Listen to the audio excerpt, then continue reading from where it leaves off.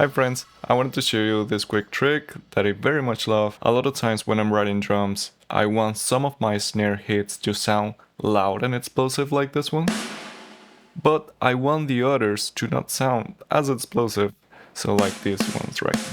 And especially ghost notes, I want them to sound very tight and close. And I can even have different reverbs depending on the intensity. For example, these are more like my normal reverb.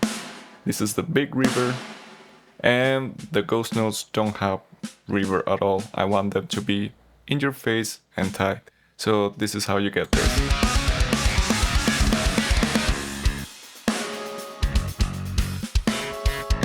And I love that because once again, if I had reverb going through this whole thing, it will be... You hear? It gets really messy, especially in parts like... But if we only apply reverb to the big notes,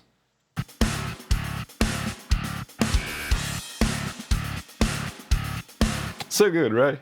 So let me show you how I got that going. Let's start with a fresh track.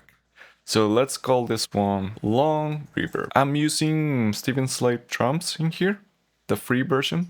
And all these plugins are free. And this is a session you can get in the description. It's called the Modern Metal Songwriting Template. I made this, very proud of it. It sounds amazing. And yeah, I'm only using free plugins.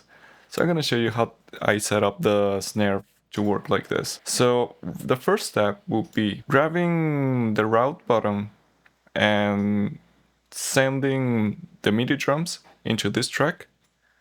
Just like you would normally set up the multi-track for this kind of programs. So right now I have the snare connected at 1920, I believe that was the number.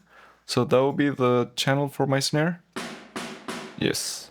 So all I get is snare here. So now to do the processing, we need to set up the first thing in the chain will be a note filter. For the sake of speed, I'm just gonna duplicate the one that I got in here. For MIDI note filter, I got just selecting the MIDI notes I want. Some of the snare hits I don't want. For example, the side stick and stuff. I only want the explosive hits. So I just selected the hits I want, the rim shot as a snare center. So after that, I got the velocity filter.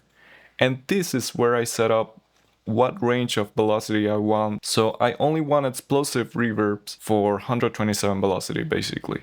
So I would set up my minimum 226 to 127. So that way, only the notes are 127 are gonna go through the SFX chain basically. Now, if you try it, you're gonna notice that the filters are not actually working. But what we really need after all that is this MIDI Gate plugin. And you can get this one via Reaper. I'll leave it in the description.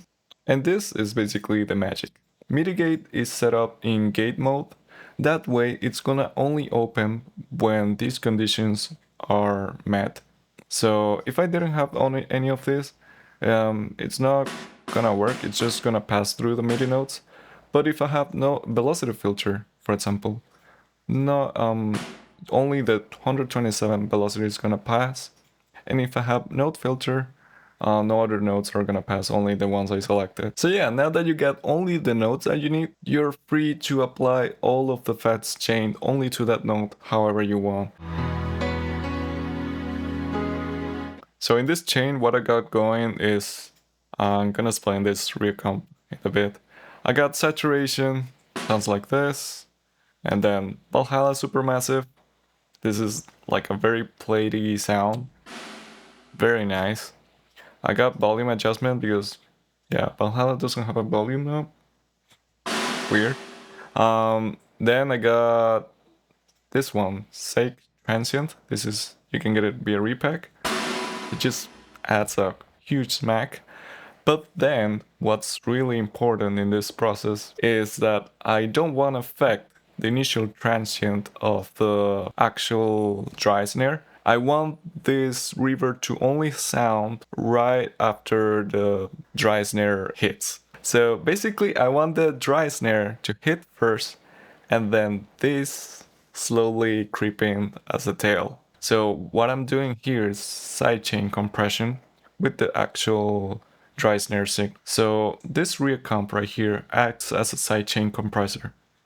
What I'm doing is grabbing my snare, my dry snare with all my processing there, clicking and dragging into this recomp. I have it set up to auxiliary input, so that way when a big snare hits, let me show you, it's gonna duck the initial hit. I have the attack really fast, so it's gonna only open at the end of the tail. So that way, when they're the two together, I still have the initial impact from the original snare and then the tail of the long reverb. So let's actually hear this. If I didn't have the sidechain going, yeah, that would have been pretty bad. But with the sidechain, that's smoother. I hope that I explained that right. Well, in here you can basically just, you can even automate this fader as you please, or just leave it up. Yeah, I just leave it at something like that. So yeah.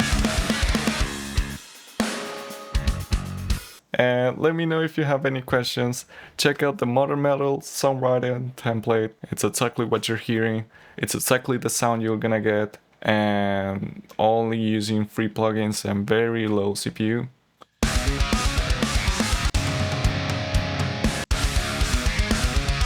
Sounds so good.